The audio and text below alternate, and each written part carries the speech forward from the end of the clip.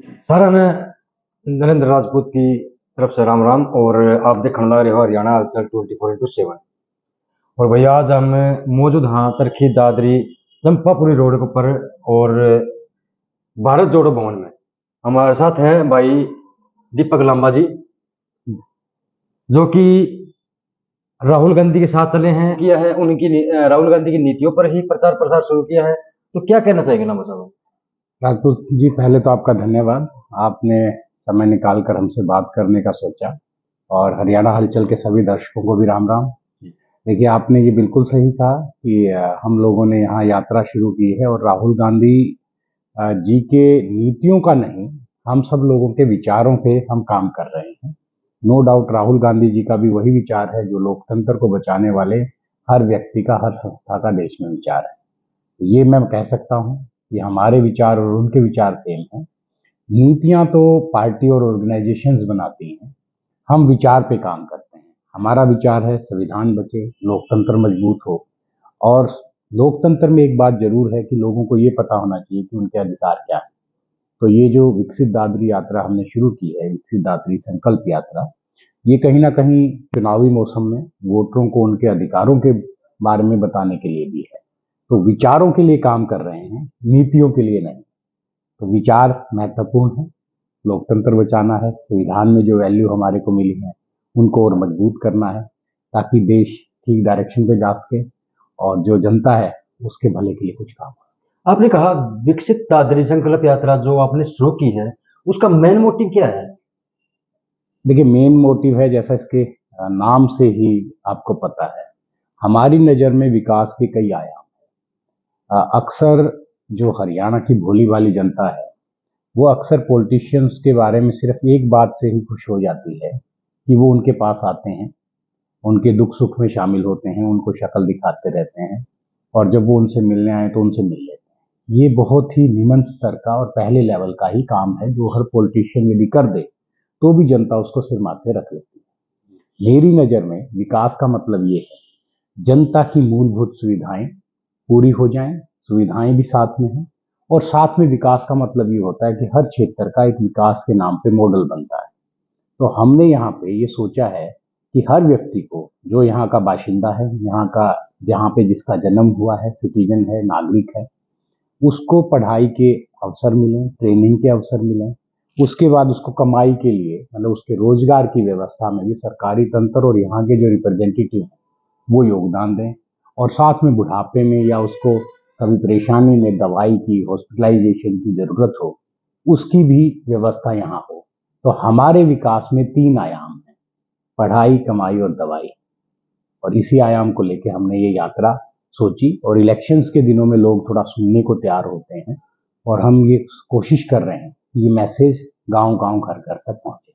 लामा साहब, जैसे बात करें चुनाव की, तो चुनाव में तो सारे ही सिर निकाल लेते हैं, जैसे सांप बिल से बाहर निकलता है। तो चुनाव में ही राजनीति चेहरे देखने को मिलते हैं, और जीत के बाद वही चेहरे जनता से क्यों छुपते हैं? कारण क्या है? मुझे ये लगता है कि कोई भी पूरा अपनी योजना या प्लान जनता के सामने रखने की ना तो जरूरत करता है, ना जनता उससे डिमांड करती है। कई बार मुझे ये लगता है।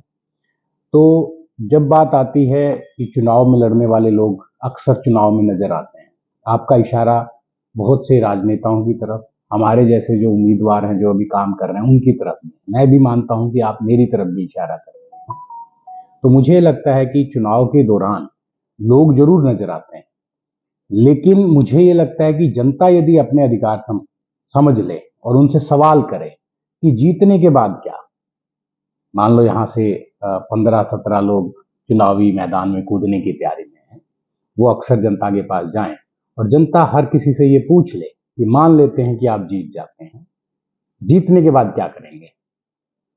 कई बार पॉलिटिशियन सिर्फ जीत तक का सोचते हैं कि मैं गांव में जाऊंगा, लोगों को बताऊंगा मैं सच्चा हूं, ईमानदार हूं, शिक्षित हूं, अपनी सरकार लेके आएंगे, ये अक्सर वादा हो जाता है। लेकिन सरकार आने के बाद क्या, ये ना कोई सोच रहा है, ना जनता डिमांड कर रही है। तो इस विकसित दादरी संकल्प यात्रा का उद्देश्य ये भी है कि जनता भी डिमांड करने लगे।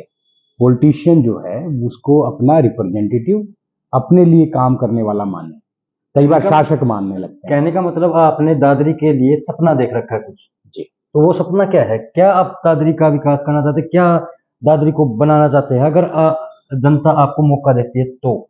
देखिए, हमारी जो दादरी है सबसे नया जिला है। 2016-17 में हम जिला बने, और जिला बनने के बाद यहाँ मुझे ये लगता है कि सबसे छोटा जिला होने के कारण 2 ही विधानसभा हैं, कम गांव हैं, तो मुझे ये लगता था कि यहाँ का विकास जल्दी होना चाहिए था। लेकिन हुआ क्या कि 2016 के बाद आज हम 7 साल के बाद यहाँ बैठे हैं, विकास के नाम पर कुछ नहीं हुआ। तो दादरी सबसे ज़्यादा रेवेन्यू देने वाला डिस्ट्रिक्ट भी है। तो ये सारी चीज़ें पॉजिटिव हैं दादरी के बारे में। लेकिन आप व्यवस्थाएं देख लीजिए, विकास देख लीजिए।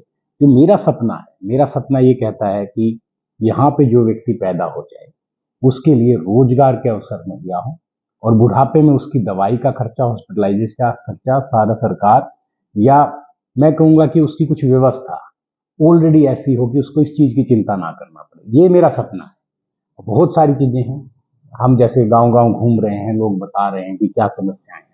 समस्याएं अक्सर सिर्फ व्यवस्था की होती हैं, पीने का पानी नहीं है, जल भराव हो गया है, लाइट कहीं नहीं आती, कहीं गली टूट गई है, सड़क टूट गई, ये व्यवस्था की दिक्कतें हैं। इसमें कोई खर्चा ज़्यादा सरकार का नहीं होता। तो सपना आपका बड़ा होना चाहिए, व्यवस्था की दिक्कतें तो 6 महीने में खत्म हो सकती हैं। व्यवस्था के ऊपर हम बात करेंगे। 2014 के अंदर सरकार परिवर्तन हुआ था, कांग्रेस से भाजपा हुई आई थी। जी। और जब भाजपा सरकार ने भी एक वादा किया था, दावा किया था जनता के साथ, 15 लाख रुपए उनके अकाउंट में आएंगे, नोटबंदी की जाएगी, काला धन निकलवाया जाएगा, महंगाई जाएगी, खुशहाली आएगी। वो एक नई फिल्म का वो सीन है, आपने देखा भी होगा, खुशहाली आएगी, खुशहाली जाएगी, पता नहीं जैसे छप गया था। तो कहीं ना कहीं जनता पिसती है। आज ना ही तो वो 15 लाख रुपए आ रहे हैं, और ना ही महंगाई घटने का नाम ले रही है। बावजूद इसके भाजपा कह रही है हमने काम किया है। काम क्या किया है वो हम आज तक जनता भी नहीं समझ पाई कि काम क्या किया है। और आज आप भी उसी बात के ऊपर कह रहे हो कि विकास को लेकर। तो मेरा कहने का मतलब ये है कि चुनावी जो वादे होते हैं वो चुनावी वादों को हकीकत कैसे माने जनता? देखिए, जनता के साथ आज से नहीं, 75 साल से ये धोखा होता है। और 2014 की बात आप कर रहे हैं, देखिए मुद्दे बहुत अच्छे थे। काला धन वापस ला रहे थे, 2 करोड़ नौकरियां दे रहे थे, किसान की आय दुगनी कर रहे थे, एमएसपी दे रहे थे। एमएसपी दे के किसान की आय दुगनी कर रहे थे। तीसरा ये कह रहे थे कि भी हम विकसित गांव बनाएंगे, है ना, मॉडर्न सिटी बनाएंगे। आपको याद हो, सांसदों को 2-2 गांव गोद दिए गए थे। 100 से ज्यादा स्मार्ट सिटी की बात हुई थी। हरियाणा में ही 2 हैं जो मुझे याद है, फरीदाबाद और करनाल, है ना, उसका बड़ा बड़ा बजट की बात हुई थी। लेकिन घूम फिर के हुआ क्या, 2019 में आपने पाकिस्तान चाइना का डर दिखाया, हिंदू मुस्लिम किया, और आप दोबारा सत्ता में आए। वो आने के बाद भी जनता ने सोचा कि इस बार कुछ करेंगे। तीसरी बार, इस बार ये जरूर हुआ कि विपक्ष को भी जनता ने थोड़ा मौका दे दिया। अब आप लोकसभा में देखिए, असली लोकतंत्र यही है, लीडर ऑफ ओपोजिशन देश के मुद्दे बार बार उठाए। जनता के नुमाइंदों का एक ही काम है, या तो उसे सत्ता मिलेगी, वो अपना जो सपना है, जैसे मैं कह रहा हूं दादरी के लिए मेरा सपना है, तो हो सकता है हम सत्ता में हों। सत्ता में होंगे तो जो सपना है उसके लिए काम करेंगे। विपक्ष वालों का कर्तव्य है कि बार बार हम जैसे लोगों को जो सत्ता में होंगे उनको सचेत करें, उनसे सवाल पूछें। लोकतंत्र में सबसे बड़ा अहम जो किसी मैं कहूँगा कि लोकतंत्र, और मैं कहूँगा जो तानाशाह या जो राजपाट वाला जो हमारे राज्य रजवाड़ों वाला तंत्र था, उसमें एक ही डिफरेंस है, लोकतंत्र में लोगों को सवाल पूछने का अधिकार होता है। आप किसी से भी सवाल पूछ सकते हैं। एक बहुत पुरानी कहानी कई बार सुनाते हैं, सच है कि झूठ पता नहीं। देश आजाद हुआ, जवाहरलाल नेहरू प्रधानमंत्री बने, एक बुढ़िया ने किसी काम के लिए उनका गला पकड़ा कि तूने आजादी दिला के हमारी जिंदगी पे क्या असर डाला। तो जवाहरलाल नेहरू ने कहा कि यही असर है कि मैं प्रधानमंत्री हूं और एक आम नागरिक मेरा गला पकड़ के ये पूछ सकता है कि आपने काम क्या किया। तो लोकतंत्र का सबसे बड़ा जो फायदा है किसी भी देश को है वो सवाल पूछने का। तो पक्ष का काम है काम करना, अपना सपना पूरा करना, और विपक्ष का काम है सवाल पूछना। तो हम ये दोनों रोल करेंगे। भाजपा ने लोकसभा में 400 पार का नारा दिया था जी। जबकि आपको पता है कितनी सीटों पर सिमटी भाजपा। जी 5 सीटें कांग्रेस ने भी खोसने का काम कर लिया। जी अब हरियाणा में तीसरी बार का नारा दे रही है जी भाजपा, हैट्रिक मारने का दावा कर रही है। जी। क्या लगता है तीसरी बार की हैट्रिक क्या क्या कुछ इसके ऊपर आपको लगता है? मुझे नहीं लगता कि हैट्रिक लगेगी। आपको ध्यान हो पिछली बार भी इन्होंने 75 बार का नारा दिया था। 75 बार का नारा था, जेजेपी ने भी इसके खिलाफ वोट मांगे थे और जनता ने इनको 40 के आसपास रोक दिया। तो लगभग जितने का नारा है उससे आसपास आधे में रोक दिया गया। जजपा को भाजपा के खिलाफ वोट दिए गए थे जब दुष्यंत की ये इतनी सीटें निकली थी। बिल्कुल दिए गए थे। जब ये 75 पार का नारा कहते थे, दुष्यंत जी कहते थे इनको यमुना पार छोड़ेंगे, ये नंबर बात है ना, तो ये जरूर जनता ने दिया। उनको मैंडेट दिया बीजेपी के खिलाफ, बाद में उन्होंने सत्ता बना ली। और मुझे लगता है इस बार के चुनाव में आप और हम सब जानते हैं कि उनकी हालत क्या होने वाली। तो मुद्दा यह है कि बीजेपी हमेशा आपको एक सपना दिखाएगी, सीटों पे भी वो सपना दिखाती है कि हम तो इतना पार कर रहे हैं। और मुझे ये लगता है कि पिछली बार जब चुनाव था, मुझे अच्छे से याद है, हम लोगों ने एक यात्रा निकाली थी। मनोहर लाल खट्टर जी एक यात्रा लेके चले थे पूरे हरियाणा में, सीएम का रथ चलता था और हमने उसके पीछे पीछे एक यात्रा निकाली थी। हमारा मुद्दा उन दिनों था बेरोजगारी का। हमने पार्क में बच्चों से एक मैं भी बेरोजगार के नाम की कैंपेनिंग शुरू की थी और मुझे लगता है कि 15 दिन के अंदर बेरोजगारी का मुद्दा अखबारों में आने लगा था। कांग्रेस पार्टी के प्रवक्ता भी उस मुद्दे को उठाने लगे। उस समय हरियाणा बेरोजगारी में नंबर 1 था, आज भी नंबर 1 है। तो जो तीसरी बार की सरकार की आप बात कर रहे हैं, सीएम बदलने से और मुझे लगता है लोगों को बड़ा नारा देने से, 75 पार 80 पार करने से अब की बार जनता इनकी बातों में तो आने वाली नहीं। और मुझे लगता है भारी बहुमत से कांग्रेस की सरकार यहाँ बनेगी और कांग्रेस पार्टी के लिए भी एक अपॉर्चुनिटी होगी कि वो जनता की उम्मीदों पे खरा उतरे। यदि आपने ढीली ढाली सरकार चलाई और लोगों की जो उम्मीद है उस पर खरे नहीं उतरे, तो मुझे लगता है कि अगली बार फिर मुंह का हाथ से जाएगा। तो जनता को हम जागरूक करने की कोशिश कर रहे हैं और साथ साथ यदि हम पक्ष में बैठते हैं तो उसी जनता के लिए काम करने की पुरजोर कोशिश करेंगे, ताकि जो वादे किए हैं, जो सपना सोचा है, उस पर कम से कम हम खड़े उतर सकें। नंबर साहब, जैसे डोर टू डोर की बात करें, काफी जो कैंडिडेट हैं वो गांव गांव गांव जा रहे हैं और जबकि आप घर घर जा रहे हैं, क्या कारण है? देखिए, इस देश का एक अलग कल्चर है। जैसे विदेशों में देखें, अभी यूएसए में चुनाव चल रहा है, यूएसए में कैंपेनिंग होती है, लोग स्टेज पे भाषण देते हैं, एक दूसरे से डिस्कशन करते हैं। हमारे देश का कल्चर ये है कि हम लोग थोड़ा सा नेताओं को अपने पास आने पे उनको ज़्यादा महत्व देते हैं। आज़ादी के समय से भी हमारे यहाँ सबसे टिकाऊ, सबसे आसान और जब रेजीम जो हो, सत्ता जो हो, इतनी पावरफुल हो कि आपके हर काम को वो दबा दे। यदि आज आप बात करें बीजेपी और अदर पार्टीज की, कांग्रेस भी उसमें शामिल है। यदि आप सत्ता तंत्र की बात करें तो बीजेपी यहाँ है, बाकी संगठन यहाँ है। जब आपका ये डिफरेंस इतना बड़ा हो जाए तो एक ही तरीका बचता है कि आप जनता के द्वार पे पहुंच जाओ। अंग्रेजों के टाइम में अंग्रेज इतने पावरफुल थे, हम लोग बहुत नीचे थे। दांडी यात्रा हो गई, पैदल चले, सारा देश इकट्ठा हो गया। अब आप देख लीजिए, वो मतलब दंड यात्रा ही चला रहे हैं किसी ने। 2 साल पहले देख लीजिए, इतना तंत्र हावी था, किसी दूसरे की आवाज ना तो मीडिया सुनती थी। सब मीडिया के चैनल, टीवी, हर आदमी बीजेपी का गुणगान करते थे। देश में 2 यात्राएं हुई, माहौल बदल गया। मुझे लगता है जो मैं कर रहा हूँ ये सबसे इफेक्टिव मेथड है। मैं घर घर जाता हूँ, जो व्यक्ति मिलता है उससे बात करता हूँ। और यात्रा का मतलब मेरी यात्रा है, जनता की यात्रा नहीं है। अक्सर बहुत से पत्रकारों ने, साथियों ने पूछा, अरे लोग तो है नहीं आपके साथ। तो मैंने कहा ये विधानसभा की जनता की यात्रा नहीं है, ये दीपक लांबा, उसकी टीम, उसकी ऑर्गेनाइजेशन की यात्रा है। हम यदि 3 आदमी भी जाएं, 5 भी जाएं और 30 भी जाएं, ये यात्रा हमारी है। हम इस क्षेत्र में अपनी बात लोगों को बताने वाले हैं। लोगों की यात्रा कब होगी?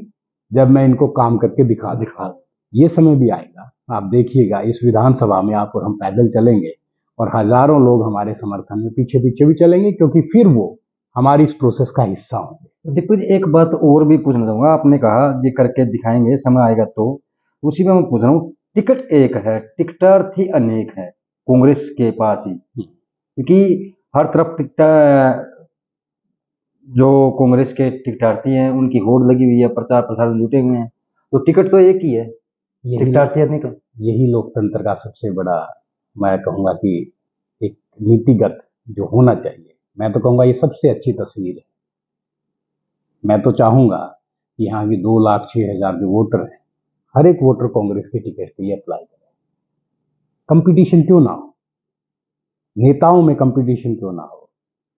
भाई ये ऐसा ही है, ओलंपिक में भागना है, दौड़ है, सब खिलाड़ी तैयारी करेंगे, मैदान सबके लिए खुला है, जिस एक को सिलेक्शन देगी ऑर्गेनाइजेशन, मुझे लगता है औरों का तो कह नहीं सकता, लेकिन मैं, यदि टिकट मिलेगा पूरे जोर से चुनाव लड़ेंगे, तो आप नहीं तो मिलेगा तो जिसको मिलेगा उसकी पूरी सहायता। तो लामा साहब, आप तो राहुल गांधी के भी करीबी हैं, उनके साथ चले हैं, साथ काम किया है, अभियान किए हैं, तो करीबी शब्द मैं इस्तेमाल नहीं करता, और जब भी आप जैसे पत्रकार करीबी शब्द यूज करते हैं, मैं कहता हूँ नहीं, हम उसकी उनकी कोई क्लोज टीम के साथी नहीं, हम सिर्फ यात्रा के पार्ट थे। जैसे वो एक यात्री थे, हम भी यात्री थे। यात्रा देश में न्याय के लिए निकली, लोगों के मुद्दों के लिए निकली, जो वो चाह रहे थे। नो डाउट उनको देश सारा जानता है, लोग उनसे बात करते हैं, उनका चेहरा नजर आता है, लेकिन मुझे लगता है उसमें लाखों लोग थे जो सेम विचार से थे। जो मैं बात आपको अपनी यात्रा के लिए कह रहा हूँ, यात्रा अभी 30-40 लोगों की, क्योंकि हम लोग अपनी टीम में वो सपना लेके चले हैं। जिस दिन ये सपना 30,000 लोगों का हो जाएगा और आने वाले समय में 2 लाख लोगों का हो जाएगा, उस दिन ये यात्रा की शक्ल बड़ी हो जाएगी। इसी तरह राहुल गांधी के करीबी नहीं कह सकते, यात्रा में हम साथ रहे, कुछ मुद्दों पे हमारे और उनके विचार मिलते हैं, उसके लिए काम करते हैं।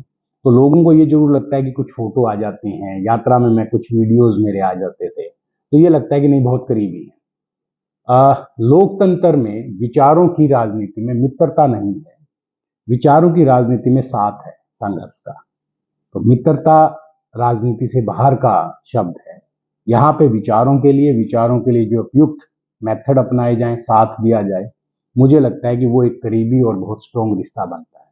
तो हम करीबी तो नहीं कह सकते राहुल गांधी के, लेकिन मैं ये जरूर क्लेम करता हूँ कि उनके विचार और हमारे विचार लगभग आज की डेट में सेम है।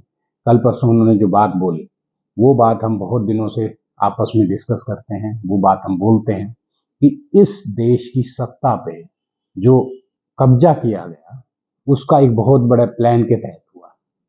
आपने मीडिया को कंट्रोल किया, आपने जुडिशरी को, आपने संस्थाओं को कंट्रोल किया, और इस देश की जो सबसे बड़ी रीढ़ की हड्डी है किसान, किसान में सिर्फ खेती करने वाला नहीं, किसान का बच्चा जो कि फौज में जाता था और नौकरियों में लगता था, आपने उसकी रीढ़ की हड्डी तोड़ी। आपने पहले दाम नहीं बढ़ने दिए, इनकम नहीं बढ़ने दी, वादा ये किया दुगनी इनकम कर देंगे, धीरे धीरे धीरे फाइनेंशियली उसको इस कॉर्नर पर ले गए कि वो पूरा दिन ये सोचता है कि मेरा जीवन यापन कैसे हो। नौकरी के नाम पे आपने क्या दिया, अग्निवीर। आज की डेट में इसका यदि आपने इफेक्ट देखना हो, हमारे क्षेत्र में बहुत से कोचिंग इंस्टीट्यूट थे जो बच्चों को फिजिकली तैयार करते थे, आप उन पे जाके देखिए कितने बच्चे आ जाते हैं। अग्निवीर के ऊपर मैं एक सवाल करूंगा, ये अग्निवीर की 4 साल की ही क्यों निकाली? क्योंकि सरपंच चुनते हैं 5 साल के, चुनते हैं नेता, चुनते हैं 5 साल के लिए चुनते हैं, तो अग्निवीर 4 साल के लिए क्या सोच निकाली? मुझे लगता है कि ये कई बार ये होता है कि आप जो स्कीम लेके आते हो, कई बार ना किसी को कॉपी करके ले आते हो।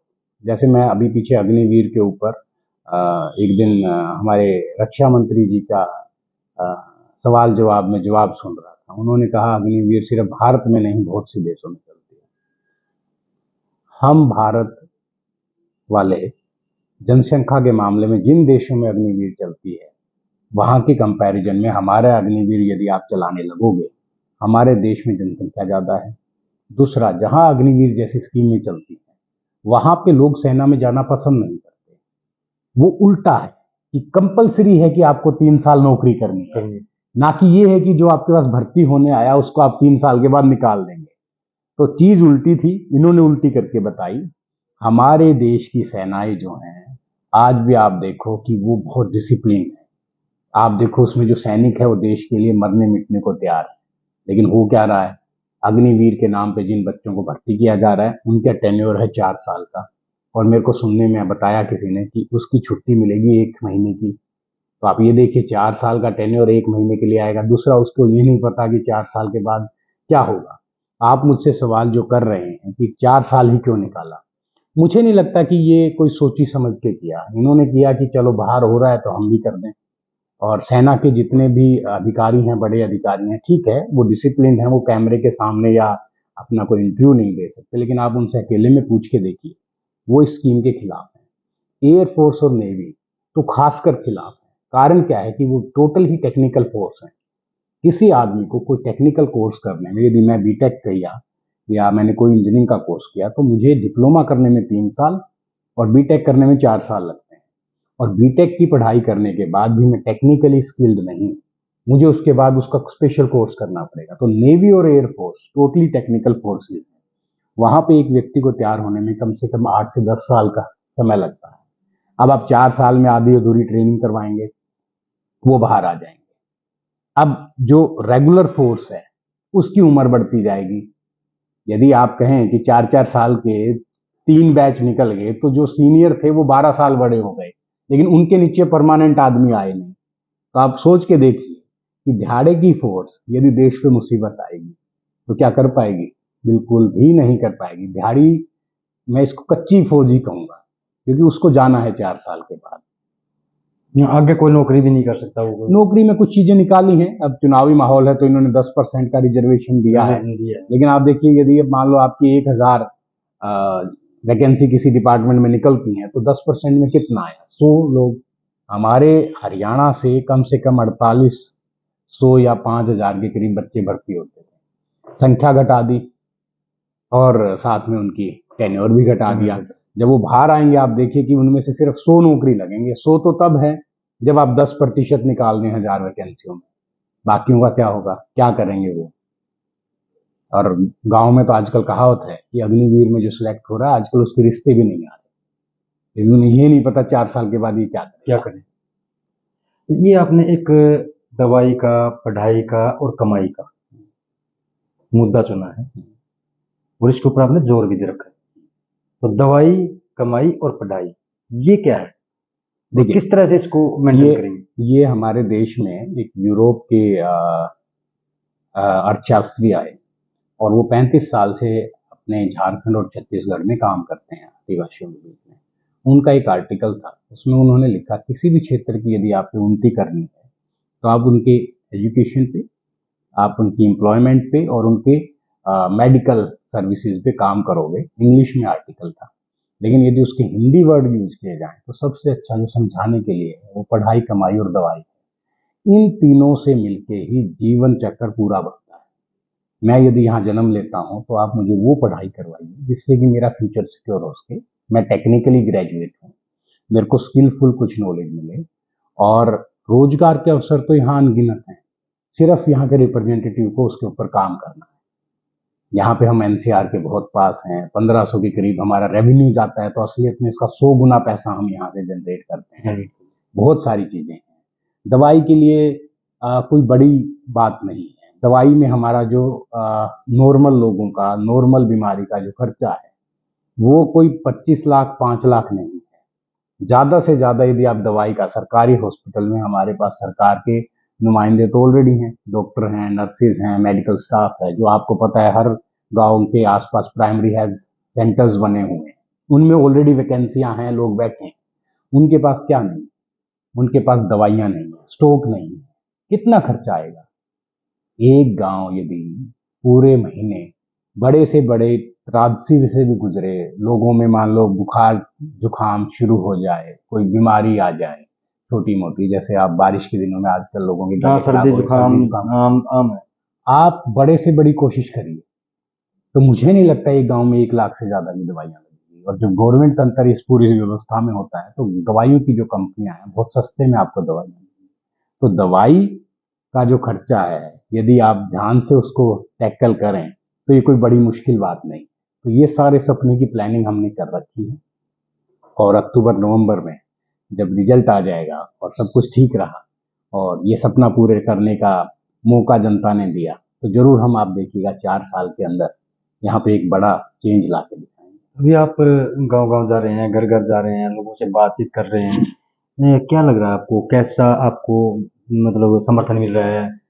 देखिए, एक बात तो बिल्कुल स्पष्ट है कि इस बार कांग्रेस का कैंडिडेट यहाँ से जीते। मतलब लोगों ने मन बना रखा है कांग्रेस। बना रखा है क्योंकि वो चेंज चाहते हैं। बहुत चिकनी चुपड़ी और धोखे वाली बातें हो गई हैं। अब एक मौका कांग्रेस को मिलने वाला है। अब कांग्रेस के लिए भी एक ये मैं कहूँगा कि बहुत परीक्षा की घड़ी है कि जो उम्मीद जिसके बारे में जनता ज़्यादा करती है उससे नाराज भी ज़्यादा होती है। तो कांग्रेस पे उम्मीदें बहुत ज़्यादा हैं और जितवाएगी जनता, और कांग्रेस पार्टी को काम करना होगा। दूसरा ये है कि लोगों के बीच में जब हम जाते हैं तो बेरोजगारी एक काफ़ी बड़ा मुद्दा है। हर बुजुर्ग औरत सिर्फ एक ही बात कहती है कि बालकों का कुछ देखना भाई बनने के बाद। तो बालकों का कुछ देखने का मतलब ये है कि बच्चे जो हैं घर में बैठे हैं, उनको सुटेबल रोजगार नहीं मिल रहा। आप ये कहें कि रोजगार की कमी है, नहीं।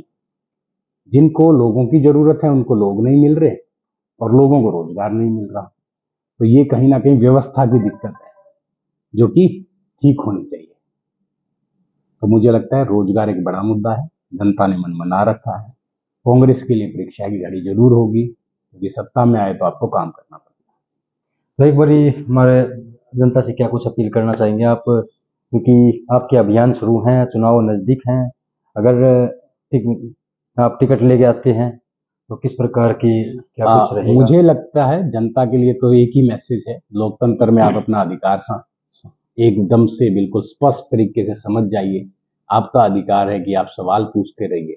जो भी जनता का नुमाइंदा या जो चुनाव लड़ने वाला आए उससे सवाल पूछिए, और आने वाले समय में जो सत्ता में बैठ जाएं उनसे भी लगातार सवाल पूछिए। जनता को तो मैं चाहूंगा कि अपना अधिकार सवाल पूछने का गौर से समझ लें और उसके लिए काम करें। और युवाओं के लिए खास मैसेज है कि आप इस देश का भविष्य हैं। सिर्फ आपको इस बार ठीक से अपने प्रतिनिधियों का चुनाव करना है और आने वाले समय पे ये विश्वास करना है कि इस क्षेत्र के लिए जो हम प्लान लेके आए उसमें आप भागीदारी करें। ये भागीदारी आपकी अपनी कोशिश से होगी। हम लोग उसके लिए तंत्र व्यवस्था जरूर लेके आएंगे। आप लोगों ने चाहा कि इस क्षेत्र को विकसित किया जाए, यहाँ पे रोजगार के पूरे अवसर मिलें, तो मुझे नहीं लगता कि ये कोई बड़ा काम है और मुश्किल है। हम इस पे काम करेंगे और इसको जरूर हम पूरा कर देंगे। तो बिल्कुल साथियों, हम आपको बताना चाहेंगे जनता जनार्दन है और सरकार बनानी है जनता को, आप लोगों को, और युवाओं के वोट की चोट बताएगी कि कौन सी सरकार बनने वाली है और किसको हार का मुंह देखना पड़ेगा, किसको किसके सिर जीत का सेहरा बनेगा, वो सब आपके हाथ में है। और आपके मन में कोई सवाल है तो कमेंट के माध्यम से आप कमेंट बॉक्स में डाल सकते हैं। आपके हर कमेंट का जवाब दिया जाएगा। और भी कोई आपके मन में सवाल है तो आप कमेंट के माध्यम से भी आप बता सकते हैं। तो जुड़े रहे चैनल के साथ, तब तक के लिए दे मुझे इजाजत। चरखी दादरी से नरेंद्र राजपूत।